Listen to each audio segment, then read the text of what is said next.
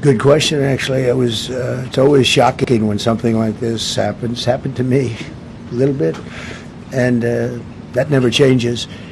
The fact we were sitting right next to each other, the First Lady on my right, and I heard a noise and sort of thought it was a tray.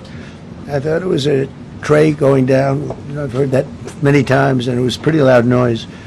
And it was from quite far away. He hadn't breached the area at all. They really got him. But so it was quite far away, but it was a gun. And some people really understood that pretty quickly. Other people didn't. I was watching to see what was happening. Probably should have gone down even faster. Melania was very cognizant, I think, of what happened. I think she knew immediately what happened. She was saying, "That's a bad noise." And